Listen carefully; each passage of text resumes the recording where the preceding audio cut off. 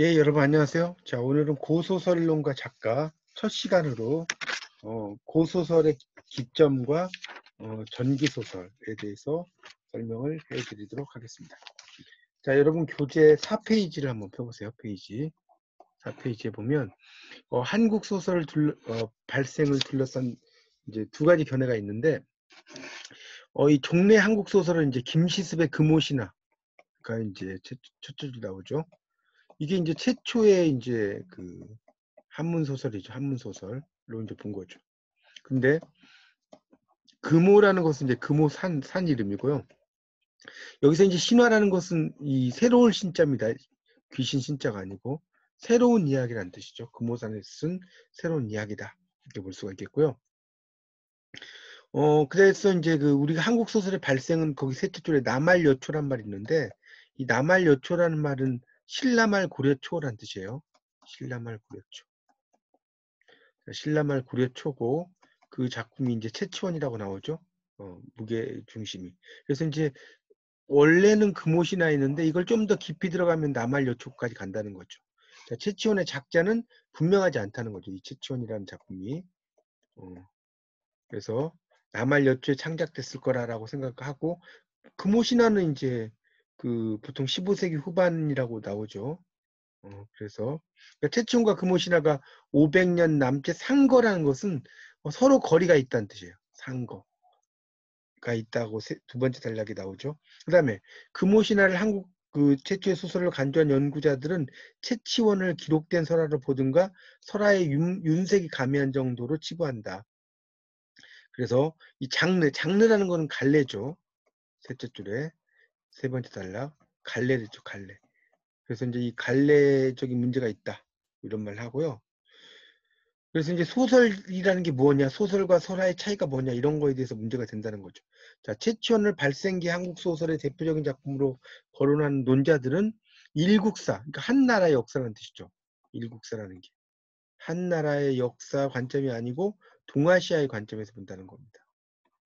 그래서 이 중국의 경우에는 이 당나라 때 7세기 전기 소설, 그러니까 전기라는 것은 이제 전할 전자의 기할 기자죠. 기이한 걸 전한다 이런 뜻입니다. 전기. 소설이라는 문헌 형식의 소설이 성립되었다고 나옵니다. 그리고 이제 11세기에 겐지모노가타리란 말 나오죠. 겐지모노가타리. 이 모노가타리라는 게 이야기란 뜻이에요. 이야기.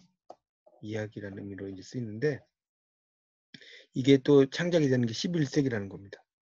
그리고 그 전통 동아시아의 문화적 교류를 고려할 때 한국만 이렇게 15세기 이러면 너무 처진다는 거죠. 그래서 그게 안 맞다. 그래서 이 최치원이 초창기의 전기 소설의 양식을 보여준다. 이외에도 4페이지 마지막 줄에 호녀, 김연가모라고 나왔죠. 일명 김연가모. 그래서 김연이 호랑이와 교감한다 이런 뜻이죠.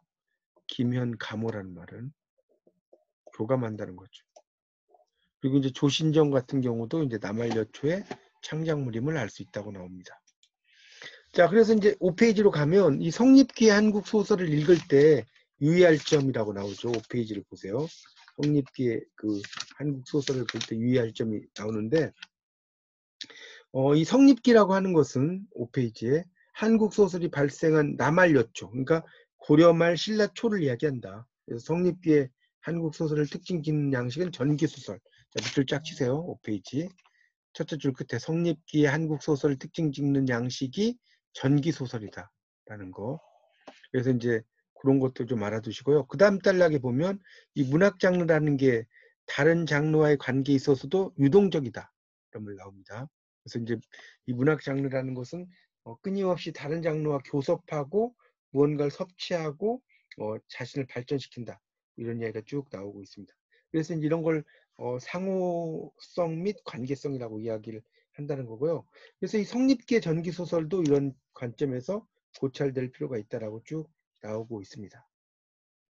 그러니까 그 한 국가적인 관점에서만 볼 필요는 없다. 6페이지 넘기면 첫째 줄에 오늘날의 장르 체계 혹은 조선 전기나 조선 후기의 장르 체계가 아니라 당시의 장르 체계, 당시의 소설사적 맥락에서 보는 게 정당하다. 자, 그 다음에 이제 설화와 전기소설의 차이가 나옵니다. 설화와 전기소설 나오죠. 전기소설의 차이. 자, 거기 이제 보면 이 성립기에 이제 설화와 전기소설이 밀접하게 연관이 되어 있다. 그래서 이제 그 차이가 뭐냐라는 것을 설명하고 있습니다. 거기서 쭉 내려가다 보면 6페이지에 한 6째 줄에 다음에 두 가지 검토, 설화와 전기소설의 차이가 무엇인지에 대한 장르론적 검토, 소설 양식의 하나로서 전기소설이 갖는 특징 검토가 나옵니다. 자, 그래서 이제 그 밑에 보면 이제 첫째, 전기소설에서는 인물과 환경이 구체적으로 묘사되고 있다. 인물도 그렇고, 환경도 그렇고, 이런 것들이 이제 구체적으로 묘사된다는 거. 그렇죠? 그런 것들이 나옵니다. 그래서 이제 인물, 환경, 인물과 환경의 관련성, 이런 걸 본다는 거죠. 전기소설은. 자, 그 다음에 이제 인물은 전기소설은 성격적인 특질을, 자, 거기다 밑줄 좀 치세요. 먼저 다음에. 인물의 경우 전기소설은 성격적 특질. 이걸 드러낸다는 겁니다. 그래서 성격 중에서도 그 밑에 밑줄 써요. 내면 세계. 속에 있는 내면 세계. 이런 것도 이야기를 하고 있죠. 그리고 또 하나는 전기소설은 그 밑에 시가 나오죠. 시. 이때 시를 이제 우리가 삽입시라고 그래요. 소설에 삽입된 시라고 그래서. 이걸 통해서 인물의 생각과 심리를 이야기한다는 거고요. 그 다음에 이제 그러나 설화는 그렇지 않다 나오죠. 설화는 뭡니까? 외면에만 초점 둔다. 밑줄 써요. 6페이지 밑에 셋째 줄입니다. 외면 행위에만 초점을 둔다. 그래서 설화적 인간은 전기적 인간과 달리 내면을 드러내지 않는다. 이렇게 나오고 있습니다. 자, 오른쪽 7페이지. 자, 7페이지 첫째 줄에 이제 보면 이 전기소설은 인물이 놓인 시간적, 공간적 환경을 구체적으로 확정하고 서술한다. 이렇게 나왔죠. 거기다 밑줄 주세요. 7페이지 첫째 줄. 전기소설 다음에 인물이 놓인 시간적, 공간적 환경을 구체적으로 확정하고 서술한다. 이게 바로 전기소설이라는 거죠. 전기소설. 그거 알아두시고요. 그래서 이제 근데 설화는 시공간에 대한 규정이 별로 없다는 거죠. 추상적이라고 나왔죠. 여기 셋째 줄도 밑줄. 시공간이 추상적이다. 자, 그 다음에 이제 끝으로 뭐예요? 인물과 환경이죠. 인물 동그라미, 환경 동그라미 적으세요. 끝에. 그래서 전기소설은, 자, 긴밀한 내적 연관 밑줄 쫙 치세요. 전기소설은 긴밀하게 내적으로 연관을 이루어진다. 이렇게 이제 볼 수가 있겠습니다. 자, 그런 이야기가 이제 중요하다는 걸 알 수가 있고요. 그 다음에 이제 그 밑에 단락에 보면 설화와 달리 전기소설에서 사회 현실의 풍부한 반영이나 삶에 대한 고양된, 자, 거기 이제 7페이지의 세 번째 단락에 둘째 줄에 고양이란 말 나오는데 이 고양은 한자로 좀 써보세요. 높을 고자에 떨칠 양자예요. 고양된. 높이 떨친다는 거죠. 고양이라는 게 높을고 떨칠 양. 높이 떨친다라는 뜻이라고요. 그렇게 이제 볼 수가 있겠습니다. 그런 인식이 가능하다. 그러니까 인물, 환경, 인물과 환경에 있어서도 좀 더 구체적으로 인식을 한다고 나오고 있습니다. 자, 그 다음에 이제 그 밑에 단락이 둘째, 거기도 또 동그라미하고 밑줄 치세요. 작품에 표상된 시간의 본질에서 전기소설과 설화가 구분된다. 전기소설과 설화가, 자, 둘째 동그라미 치고요. 구분된다. 뭐에서? 시간의 본질. 그래서 전기소설에서도 시간의 본질은 성장과 변화, 형성으로 표상된다고 나오고 있죠. 그런 게 상당히 중요하다는 거죠. 그리고 전기소설은 내면의 관찰을 구체적으로 한다. 자, 7페이지의 마지막 단락에 한 5째 줄 정도 나오고 있습니다. 내면의 변화. 이런 것을 이야기를 한다고 볼 수가 있겠습니다. 자, 넘겨보세요. 8페이지의 첫째 줄 셋째 나오죠? 설화와 전기소설은 구체성이나 시간 개념에서 뿐 아니라 주인공의 미적 특질에서도 구분된다. 자, 그 다음에 이제 그 밑에 단락이 있죠. 이 전기소설은 일률적으로 말하기 어렵지만, 자, 애정 문제, 거기 넷째 줄에 밑줄 주세요. 8페이지에 애정 문제를 다룬 전기소설. 이런 게 있다는 거죠. 그러니까 그런 섬세하고 내면적이고 고독한 인간상이 주요한 미적 표상을 이룬다라고 나오고 있습니다. 자, 그 다음 단락이 넷째 나왔죠. 넷째. 자, 목적 의식에서도 주목할 만한 차이가 있는데 그 밑에 밑줄 주세요.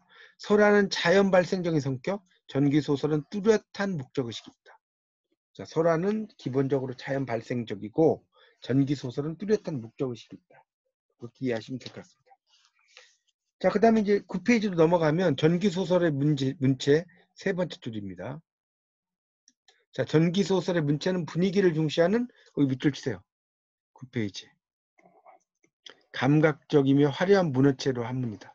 그 다음에 두 줄 밑에 전기소설은 문식을 중시하기 때문에 대꾸나 고사를 곧잘 구사한다. 자, 문식이라는 건 뭐냐? 문장의 장식이죠. 문장의. 자, 이런 걸 이야기한다고 볼 수 있겠습니다. 자, 그 다음에 나오는 게 이제 채치원이 소설인 이유라고 하는 게 나오죠. 채치원이 소설인 이유. 자, 현대 거론되는 남할 여추의 전기소설 중에서 당연히 채치원이라는 게 있다는 거예요. 채치원.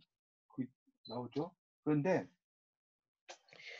어째서 설화가 아니고 전기소설인가 이걸 이제 따지라는 건데 그 두 번째 단락이 첫째 줄에 있죠. 우선 채치원은 인물의 외면만 그리고 있는 게 아니라 밑줄 치세요.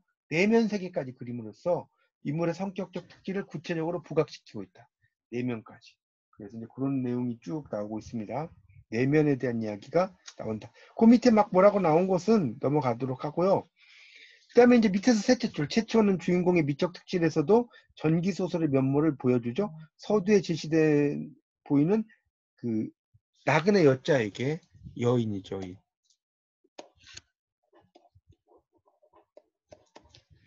다음에 고관이죠. 고관.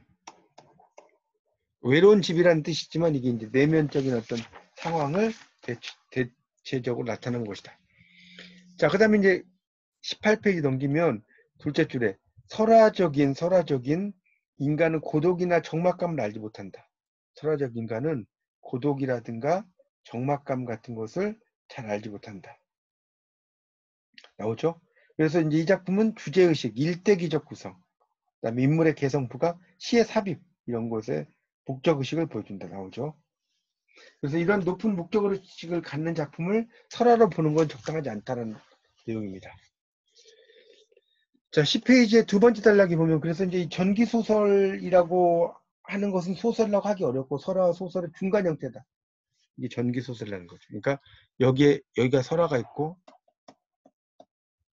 여기 소설이 있다는 거예요. 자, 이 교집합이 형성되는 게 전기소설. 이렇게 이해하시면 되겠죠. 그래서 이 전기소설이라고 하는 것에 대한 이야기가 쭉 나오고 있습니다. 자, 그 정도만 여기 보시면 될 것 같습니다. 그래서 이제 두 번째 줄 그 11쪽에 보면 이처럼 설화와 전기소설의 관련성을 인정하면서 동태적의 반대말이 뭐겠어요? 정태적이죠. 자, 그러니까 정태적이라는 것은 고유한 모양을 보는 걸 정태적이라고 하고 동태적은 움직이는 모습을 보는 거라고 이해하시면 될 것 같습니다. 그게 이제 정태적, 동태적이란 말을 쓰게 됩니다. 자, 그런 이야기로 쭉 이해하시면 될 것 같고요. 이 채치원이라고 하는 것이 소설의 이유를 정리를 좀 하자면 자, 채치원이 소설인 이유 지금 9, 10, 11까지 나오죠. 그래서 거기다 쓰세요. 옆에다 채치원의 소설적 요소.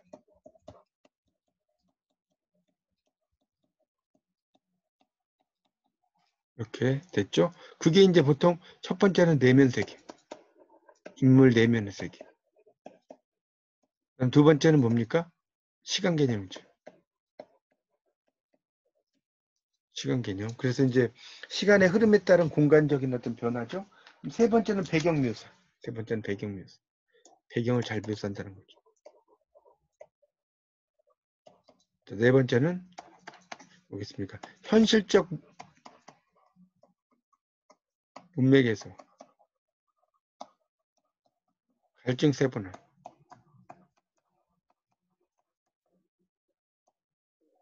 이렇게 된다는 거죠. 그런 이야기만 좀 이해하시면 될 것 같습니다. 그런 것들이 이제 상당히 또 중요하다라고 볼 수가 있겠습니다.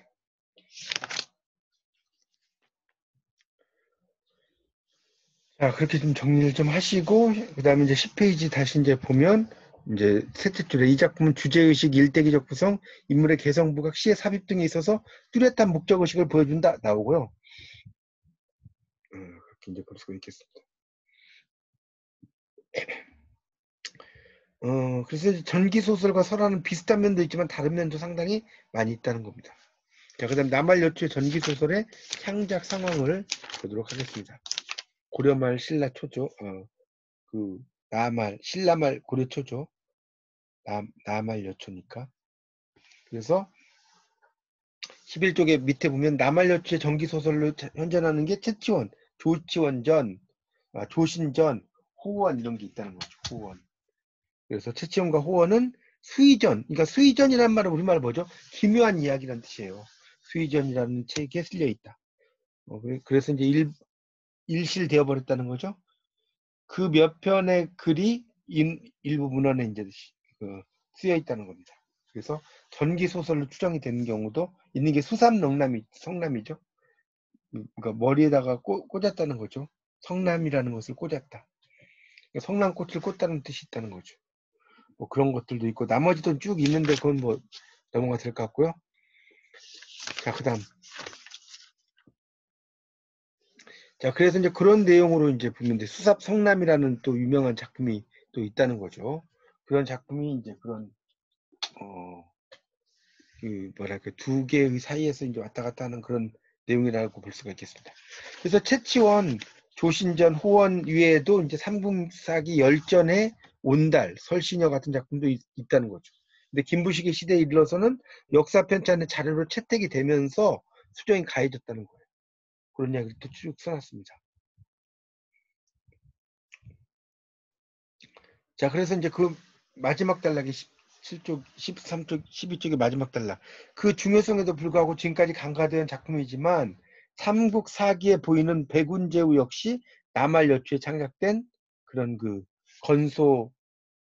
전기소설인 것으로 추정이 된다는 거죠. 남할여초입니다. 그래서 이러한 그 작품이 이제 사랑하는 두 남녀가 혼사장애, 결혼을 하려고 앞두고 있는데 장애가 생겨요.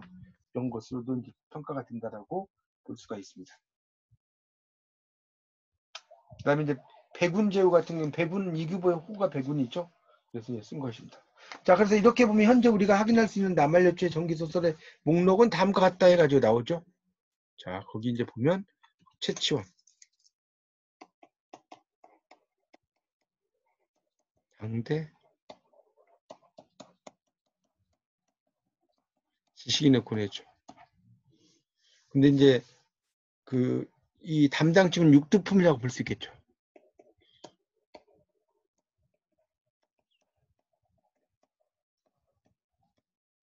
그런 걸 이제 볼 수가 있다는 거죠. 그래서 채치원, 조신전부터 쭉 여러 작품들이 나오고 있습니다.